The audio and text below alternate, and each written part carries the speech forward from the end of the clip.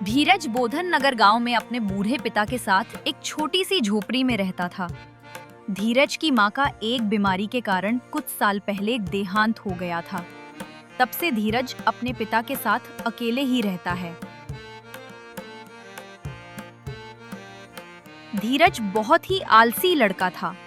वो दिन भर बस अपने कमरे में सोया रहता था और कोई काम नहीं करता था। घर का सारा खर्चा उसके पिताजी ही उठाते थे। वो दिन भर दूसरों के खेतों में काम करते थे, लेकिन अब वे भी बूढ़े हो चुके थे। अब वो ज्यादा काम नहीं कर पाते थे। एक दिन धीरज के पिताजी काम करके घर वापस लौटते हैं तो देखते हैं कि धीरज अभी तक सो रहा है। अरे उठ भी जा कामचोर, और कितना सोएगा? आखिर कोई इतना आलसी कैसे हो सकता है? जब से तेरी माँ गई है, इस घर का पूरा खर्चा मैं ही उठा रहा हूँ।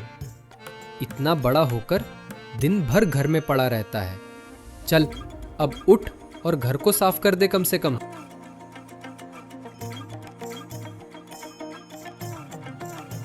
अरे पिताजी, आप तो मुझे सुबह सुबह आराम भी नहीं करने देते। अरे मूर्ख, दोपहर के 2 बज रहे हैं और मैं अभी घर पर खाना खाने आया हूँ और तू कह रहा है कि सुबह हो रही है। पिताजी, क्या आप सच कह रहे हैं? दोपहर के 2 बज गए और आप घर पर खाना खाने आए। मुझे तो समय का पता ही नहीं चला। जरा अपनी आंखें खोल और बाहर झांक कर देख। पूरा गांव जानता है कि तू कितना बड़ा आलसी है। बेटा देख, अगर मेरी इतनी उम्र ना हुई होती तो मैं तुझे कभी काम करने को नहीं कहता। लेकिन सच तो ये है कि मेरी अब उम्र हो चली है। अब मुझसे इस घर की जिम्मेदारी नहीं उठाई जाती। मैं काम करके आता हूँ तो बहुत थक जाता हूँ और कई दिनों से मेरे शरीर में बहुत कमजोरी भी है। क्या पिताजी, आप सीधे क्यों नहीं कहते कि आप मुझसे तंग आ गए? ऐसी बात नहीं है बेटा। मैं चाहता हूँ तू एक मेहनती आदमी बन जाए। ठीक है पिताजी, मैं आज ही कोई ना कोई काम ढूंढता हूँ।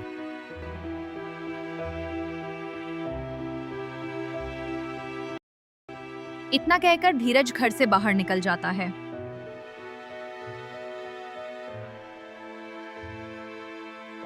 मैं एक काम करता हूँ, थोड़ी देर यहीं पेड़ की छांव में सो लेता हूँ।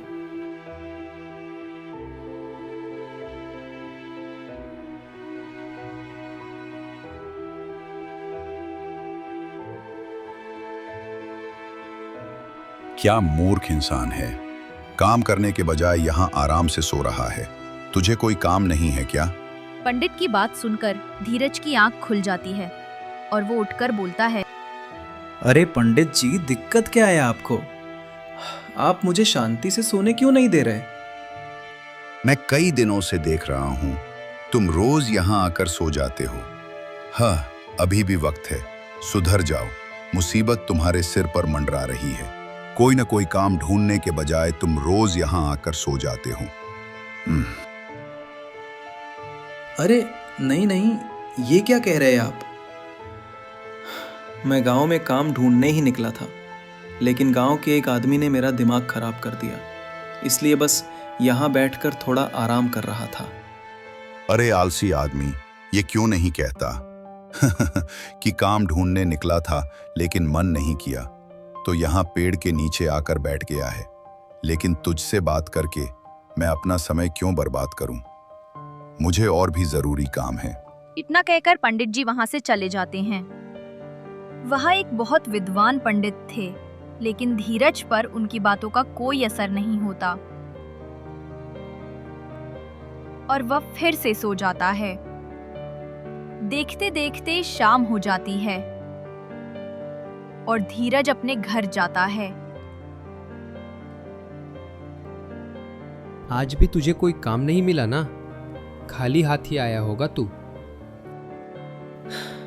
पिताजी, मैं काम ढूंढने ही बाहर निकला था, लेकिन गांव के भोला ने मेरा दिमाग खराब कर दिया।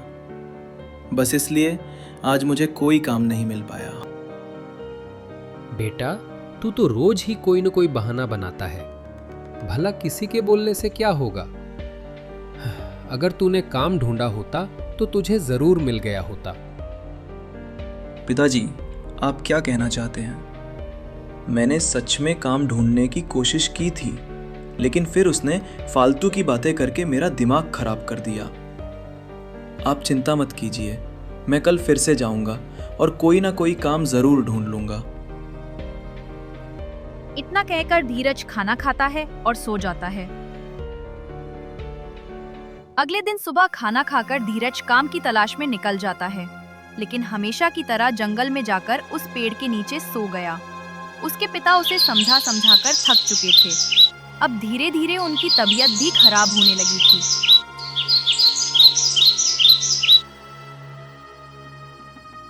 एक दिन धीरज ने उठकर देखा तो उसके पिता अभी तक सो रहे थे।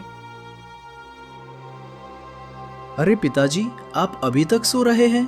आप हमेशा मुझे कहते हैं कि जल्दी उठो, और आज आप खुद इतनी देर तक सो रहे थे। अरे बेटा, मेरी तबीयत ठीक नहीं लग रही। मुझे नहीं लगता मैं अब बच पाऊंगा। बेटा, तू अब तेरा ख्याल रखना। मैं तो अब बूढ़ा हो गया और अब मेरा शरीर भी ठीक नहीं है। पिताजी, आप ऐसा क्यों बोल रहे हैं? आपकी तबीयत ज़्यादा खराब है क्या? धीरज देखता है कि उसके पिता का शरीर बुखार से तप रहा था। पिताजी, आपको बहुत ज़्यादा बुखार है। आपका पूरा शरीर आग जैसे तप रहा है। नहीं बेटा, बस मुझे हल्का सा बुखार है। 1-2 दिन में ठीक हो जाऊंगा। तू मेरी चिंता मत कर। नहीं पिताजी, आपको ज़्यादा बुखार है। आप मेरे साथ अभी डॉक्टर के पास चलिए। धीरज तुरंत अपने पिता को गांव के ही डॉक्टर के पास लेकर जाता है। डॉक्टर रामदीन उनका अच्छे से परीक्षण करके धीरज से कहता है, धीरज, तुम्हारे पिताजी की तबीयत बहुत ज्यादा खराब है।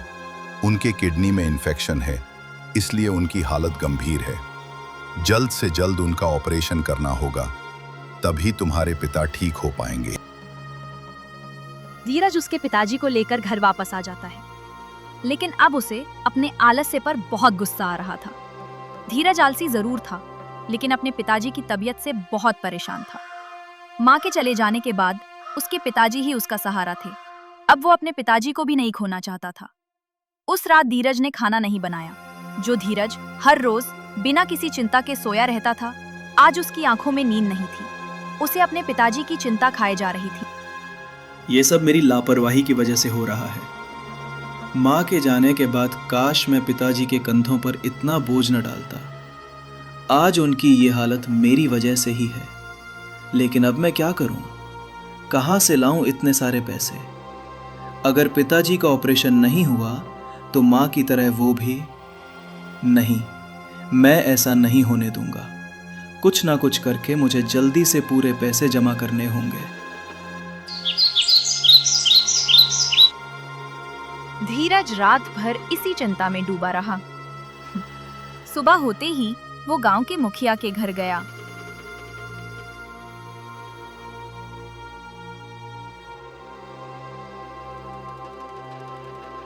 क्या बात है धीरज, तू आज इतनी सुबह सुबह यहाँ कैसे? इतनी सुबह तेरी नींद कैसे खुल गई? मुखिया जी, मुझे आपकी मदद की ज़रूरत है। मेरे पिताजी की तबीयत बहुत ख़राब है, इसलिए मुझे कुछ पैसों की ज़रूरत है। मुखिया जी, डॉक्टर ने कहा है कि अगर ऑपरेशन नहीं हुआ तो उनकी जान को भी खतरा है। आप मुझे कुछ पैसे उधार दे दीजिए। मैं दिन रात काम करके आपके सारे पैसे चुका दूंगा। मेहनत, और वो भी तू? जा जा, किसे पागल बना रहा है? ये तो एक न एक दिन होना ही था। बेचारा रामदीन, तुझ जैसे भैंस को इतने दिन से पाल रहा था, घर में बैठा कर खिला रहा था। बुढ़ापे में इतना काम करेगा तो बीमारी तो होगी ही ना। मुखिया ने धीरज को पैसे देने से साफ मना कर दिया। तब धीरज गांव के एक सेठ के पास जाता है। वो सेठ गांव का सबसे अमीर आदमी था। उसके पास बहुत सारी जमीन थी। गांव का हर व्यक्ति धीरज की आदतों से परिचित था। धीरज को देखते ही सेठ मोहनलाल बोला, अरे वाह भाई धीरज, आज तू इतनी जल्दी यहाँ कैसे? सेठ जी, मुझे आपकी मदद की ज़रूरत है। मेरे पिताजी की तबीयत बहुत ख़राब है, इसलिए मुझे कुछ पैसों की ज़रूरत है। डॉक्टर ने कहा है कि अगर ऑपरेशन नहीं हुआ तो उनकी जान को भी खतरा है। आप मुझे कुछ पैसे उधार दे दीजिए, मैं दिन रात काम करके आपके सारे पैसे चुका दूंगा। कृपया मेरी मदद कर दीजिए। इसके बदले चाहे आप अपने खेतों में मुझे जितने साल भी काम करवा लें।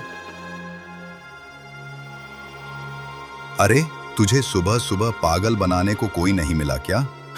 तुम्हें ये पूरा गांव जानता है। रोज अपने पिताजी से बोलकर निकलता है कि काम ढूंढने जा रहा हूं और दिन भर जंगल में सोया रहता है। तू खाकर अपनी थाली तो धो नहीं सकता, खेतों में क्या खाक काम करेगा? सेठ की बातें सुनकर धीरज को अपनी आदतों पर बहुत पछतावा होता है।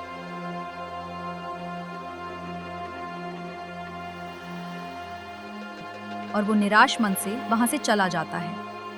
आज भी धीरज उस पेड़ के नीचे जाकर बैठा था, लेकिन आज उसके चेहरे पर उदासी थी। आंखों में पछतावे के आंसू थे। ए भगवान, मुझे माफ़ कर दीजिए। मुझे इतना आलस नहीं करना चाहिए था। आज मुझे मेरी गलती का एहसास हो चुका है। मेरे आलस्य की वजह से आज मुझे गांव में कोई भी काम देने को तैयार नहीं है और पिताजी की तबीयत इतनी ख़राब है। लेकिन अब मैं क्या करूं? ए भगवान, मेरी मदद कीजिए। पिताजी सही कहते थे, अपनी इसी आलस्य की वजह से मैं बहुत बड़ी मुसीबत में फंस जाऊंगा। मुझे कोई रास्ता तो दिखाइए भगवान। तभी वही पंडित उस रास्ते से फिर गुजर रहा था जिसने उसे पहले फटकार लगाई थी। उसने धीरज को रोते हुए देखा तो वही रुक गया और उससे बोला, मैंने तुझसे कहा था ना, तुम्हारे सिर पर बहुत बड़ी मुसीबत मंडरा रही है और तूने मेरी बात को मजाक समझ लिया था। आपने बिल्कुल सही कहा था महाराज, मुझे माफ़ कर दीजिए। मैं सच में बहुत बड़ी मुसीबत में फंस गया हूँ। मेरे पिताजी की तबीयत बहुत ख़राब है और गांव में हर किसी ने मेरी मदद करने से इनकार कर दिया है। देख मेरे बच्चे, इस दुनिया में कोई किसी की मदद नहीं करता और तेरी मदद किसी ने इसलिए नहीं की क्योंकि तू बहुत बड़ा आलसी है। उनको इस बात का डर है कि उनके पैसे डूब जाएंगे। अगर आज तू काम कर रहा होता तो तुझे किसी के आगे हाथ नहीं फैलाना पड़ता। आपने बिल्कुल सही कहा, लेकिन अब मुझे अपनी गलती पर बहुत पछतावा हो रहा है। मैं पिताजी को खोना नहीं चाहता। उन्होंने कभी मुझे माँ की कमी महसूस नहीं होने दी। ब्राह्मण ने देखा कि धीरज को सच में अपनी गलती पर पछतावा हो रहा है और वो अपनी गलती सुधारना चाहता है। इसलिए ब्राह्मण ने एक छोटी सी पोटली निकाली और धीरज को देते हुए कहा, धीरज, इस पोटली में जादुई भस्म है, इसे तुम हमेशा अपने पास रखना। इससे तुम्हारा सारा आलस्य दूर हो जाएगा और तुम्हारे अंदर इतनी ताकत आ जाएगी कि तुम जानवरों की तरह दिन रात काम करके अपने पिता के इलाज के लिए बहुत जल्दी पैसे जोड़ लोगे। महाराज, क्या ऐसा सच में मुमकिन है?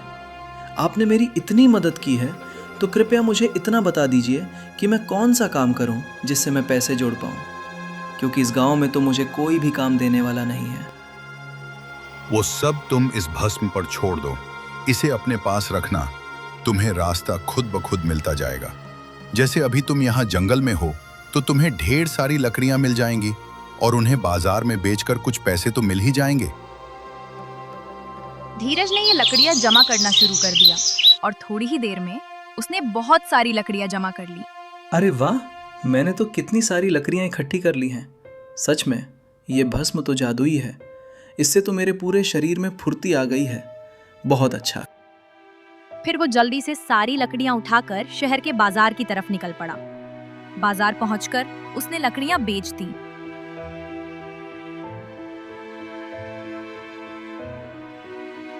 वो रोज सुबह सुबह उठकर जंगल जाता, लकड़ियां काटकर बाजार में बेच देता। धीरे धीरे उसने काफी पैसे जमा कर लिए और कुछ ही हफ्तों में वो अपने पिता के इलाज के लिए पूरे पैसे जुटा सका। वो तुरंत डॉक्टर रामदीन के पास पहुंचा।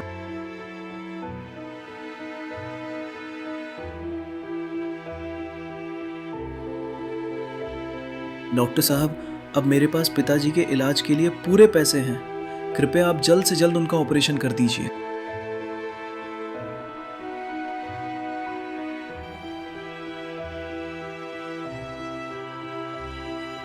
डॉक्टर ने बिना देर किए ऑपरेशन की तैयारी शुरू कर दी। कुछ घंटों बाद ऑपरेशन सफल हो गया और धीरज के पिताजी की जान बच गई। जब उनके पिता को होश आया तो उन्होंने देखा कि धीरज उनके पास बैठा है, आंखों में खुशी और राहत के आंसू लिए हुए।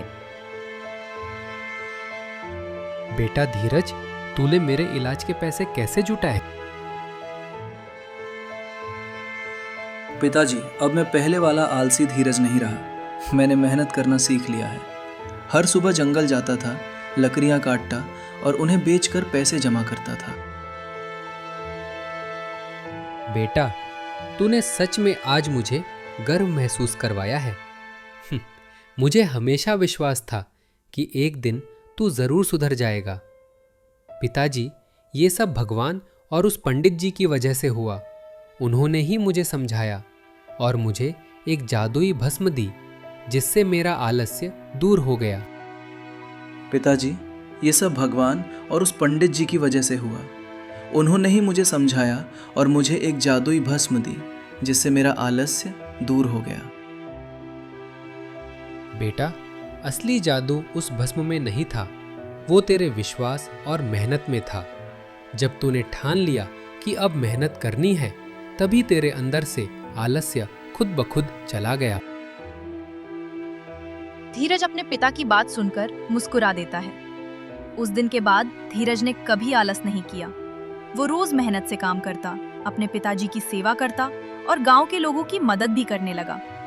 धीरे धीरे उसने गांव में अपनी पहचान बना ली। अब वही लोग जो पहले उसका मजाक उड़ाते थे, आज उसकी तारीफ करने लगे।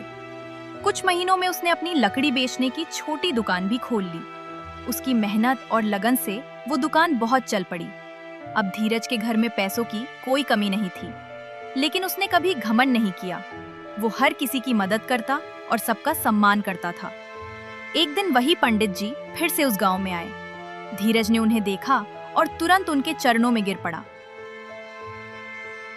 महाराज, आपकी कृपा से ही आज मैं ये सब कर पाया हूँ।